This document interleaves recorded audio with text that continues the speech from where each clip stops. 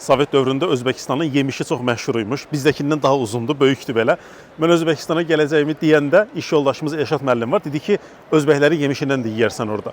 İndi Olay bazardayıq burada. Bundan əvvəl də Çarsu deyəsən bazardır. Daşkəndin özündə oradaydıq.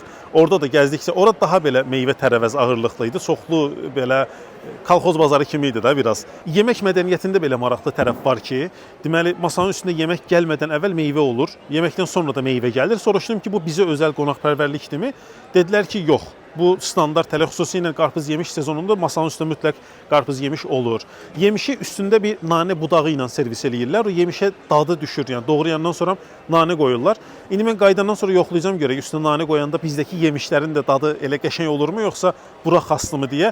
Nəticə etibarilə özbəklərin məşhur uzunsov belə iri yemişlərini də görmüş olduq burada. Bir dənə də bıçaq ustası var idi. O Daməşq metalı deyirlər, Damaskus. Onu metalı qatlayıb döyürlər, sonra bıçağın üstünə naxışlar yaranır. Orada usta həmin bıçaqdan hazırlayır. Sapı da heyvan buynuzundan olan bıçaqlar təxminən $100 idi burada. Bu yerli pulla 1 milyondan çox eləyir, yerli somla. Bir də ki, bazarlarda həm də restoranlarda gördüm, bildirçin. Bildirçini qəfəsə qoyublar, o da çox qəşəng oxuyur.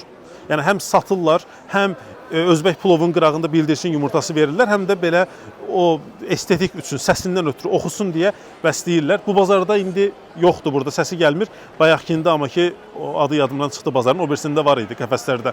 Və restoranlarda da var. Axşam o səsini eşitdik ki, çox maraqlı səsdir belə. Sinxron siqnalizasiyaya oxşuyur.